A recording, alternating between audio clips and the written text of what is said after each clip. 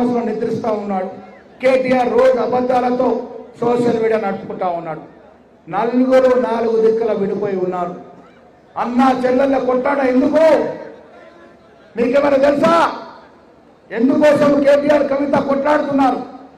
దోచుకున్న సంపాద వాటాలు సరిగా పంచుకోలేక ఇలా అటుముఖం ఇటుపై కొట్లాడుతూ ఉన్నారు. ఇలా పంచాయతీ చంపలేక కేసీఆర్ ఫామ్ హౌస్కే ముద్రమైపోయినాడు. బీఆర్ఎస్ పరిస్థితి అట్లుంది. ఇవాళ బీసీని వ్యతిరేకించే బీజేపీ పరిస్థితి రేపు రానున్న ఎన్నికల్లో ఎలా ఉంటుందో మీకు చెప్పనక్కర్లేదు. ఇలా రాహుల్ గాంధీ గారు నిజాయితీగా నిష్కల్మషుడిగా ఈ దేశం బాగుండాలని భారత్ జోడో యాత్ర చేసి భారతదేశాన్ని సమూలంగా చదవగలిగినాడు. భౌగోళికంగానే కాకుండా సాంఘికంగా, చరిత్ర పరంగా, కులాల పరంగా, మతాల పరంగా, ప్రాంతాల పరంగా చదవగలిగినాడు. కాబట్టే జిస్కి జితని ఆబాది ఉస్కి ఉతని బాగేదారి నినాదం తీసుకొచ్చినాడు. ఆ నినాదాన్ని రాష్ట్ర ముఖ్యమంత్రి రేవంత్ రెడ్డి అయ్యుండి కూడా సాకారం చేసి కుల సర్వే చేశాడు. 2 చట్టాలు చేశాడు. చట్టాలు కేంద్రంలో పెండింగ్లో ఉన్నాయి. సుప్రీంకోర్టు సీలింగ్ తీయాలంటే మోడీ ముఖం చాటేస్తున్నాడు. అమిత్ షా ఇంట్లో దాక్కుంటున్నాడు. కిషన్ రెడ్డి దొంగ నాటకం ఆడుతూ ఉన్నాడు.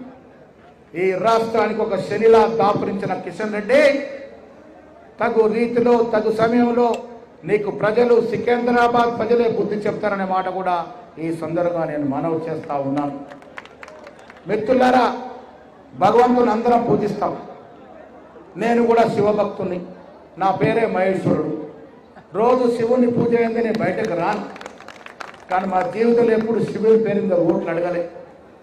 అరే ప్రధానమంత్రిగా చేసి 5 ఏళ్ళు 2 కోట్ల ఉద్యోగాలు ఇస్తాని, ఈ బ్యాంకులలో 15 లక్షలు ఇస్తాని, గరీబోడి బతుకులు బాగు చేస్తాని ఓట్లు వేయించుకొని 5 ఏళ్ల తర్వాత నేను ఇది చేసినాను ఓట్లు అడగకుండా మళ్ళీ శ్రీరామచంద్రుడి మీద ఓట్లు అడుగుతుంది సిగ్గు లేకుండా. రెండోసారి మూడోసారి ఎట్లా అడుగుతుంది?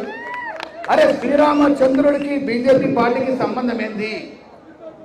శ్రీరామచంద్రుడు ఏ యుగము? బీజేపీ పార్టీ పుట్టినప్పుడు శ్రీరామచంద్రుడికి బీజేపీ పార్టీకి ముడిపెట్టి ఓట్లు దండుకుంటే ఇది మంచి సాంప్రదాయం కాదు. వచ్చే తరాలకి బాగుండాలంటే పని చేసేవాడే నాయకుడు, ప్రజల్లో ఉండేవాడే నాయకుడు, ప్రజలతో మమేకమైన వాడే నాయకుడు, మనకిచ్చిన వాగ్దానాలు పూరించేవాడే నాయకుడు. వాడినే గెలిపించాలి. అందుకే చెప్తా ఉన్నా, కాంగ్రెస్ పార్టీ ఒక మాట ఇస్తే మాటే. తెలంగాణ ఇస్తానన్న సోనియా గాంధీ తెలంగాణ ఇచ్చిందా లేదా? తెలంగాణ ఇచ్చింది కాబట్టే మీరు 6 గ్యారంటీలు సోనియా గాంధీ చదివిస్తే నమ్మినారా లేరా? ఆ 6 గ్యారంటీలో మెజార్టీ అంశాలను ఇస్తున్నామా లేదా? ఇలా ఉచిత బస్సు మొదలుకొని సన్న బియ్యాల వరకు ఇచ్చిన మాట తప్పకుండా. కేసీఆర్ సుతిలేని సంసారం నడిపి 8 లక్షల కోట్ల అప్పు చేస్తే కూడా కష్టాన్ని నష్టాన్ని ఓర్చి మీకు ఇవ్వాల్సిన ఫలితాలు ఇస్తా ఉన్నాం. ఇంక ఇవ్వాల్సిన కూడా ఇస్తాము. 11 నెలల్లో 65,000 ఉద్యోగాలు ఇచ్చాం. సీతక్క జూపల్లి గారు ఉన్నారు. ఇంకా 35,000 ఇస్తామని వారు సాక్షిగా చెప్తా ఉన్నాం. మనం తెలంగాణ కోరుకుంది ఉద్యోగాల కోసమే కదా. ఆ ఉద్యోగాలు ఇవ్వకుండా ఇంటి నిండా ఉద్యోగాలు పెడితే ప్రజలు ఇంటికి పంపినారు ఆయన్ని. మేము 65,000 ఉద్యోగాలు 11 మాసాల్లో ఇచ్చాం. ఇంకా ఉద్యోగాలు ఇస్తాం. బీద యువతరాన్ని నిరుద్యోగాన్ని నిర్మూలించే ప్రయత్నం చేస్తాం.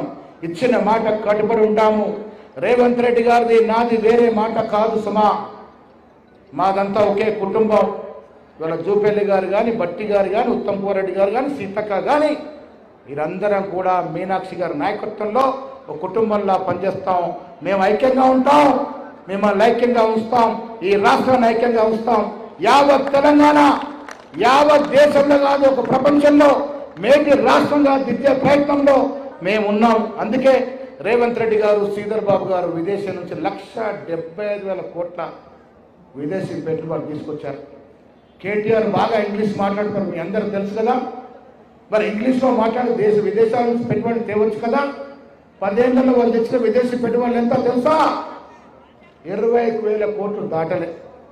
రేవంత్ రెడ్డి గారి నాయకత్వంలో 2 సంవత్సరాల్లో 1,75,000 కోట్లు రుణం తీసుకొచ్చారు. ఎన్ని ఉద్యోగాలు వచ్చాయో తెలుసా? ప్రైవేట్లో దాదాపు 50,000 ఉద్యోగాలు వచ్చే అవకాశాలు ఉన్నాయి. ఈ రకంగా ఒక దూరదృష్టితో కాంగ్రెస్ ప్రభుత్వం పనిచేస్తూ ఉంది. ఈ పని చెప్పుకోవడానికి మీ మొప్పు పొందడానికి జనహిత యాత్ర ద్వారా మేము మీ దగ్గరికి వస్తూ ఉన్నాం. మిత్రులారా, మీ అందరికి చెప్తా ఉన్నాను, వచ్చే రోజులు మనవే. రానున్న ఎన్నికల్లో కాంగ్రెస్ పార్టీ మీ అందరి మన్నలు పొంది మీతో శబాషీ కొట్టించుకొని 100కు పైగా సీట్లు గెలుచుకొని మళ్ళీ కాంగ్రెస్ ప్రభుత్వం తెచ్చుకొని సోనియా గాంధీ, రాహుల్ గాంధీ, ఖర్గే గారికి బహుమతిగా ఇస్తాం. ఆదిలాబాద్ సాక్షిగా చెప్తా ఉన్నా, 100 సీట్లు గెలుస్తాం. ఆదిలాబాద్ మొత్తం మాదే. వచ్చే ఎన్నికల్లో ఆదిలాబాద్ మీద కాంగ్రెస్ ప్రత్యేక దృష్టి ఉంది, కాంగ్రెస్ ప్రభుత్వం దృష్టి ఉంది, రేవంత్ రెడ్డి గారి దృష్టి ఉంది. అన్ని సీట్లు ఆదిలాబాద్లో గెలుస్తామనే మాట మీ సాక్ష్యంగా మీ నమ్మకంతో చెప్తూ సెలవు తీసుకుంటా ఉన్నాను. జై హింద్, జై కాంగ్రెస్. ఇప్పుడు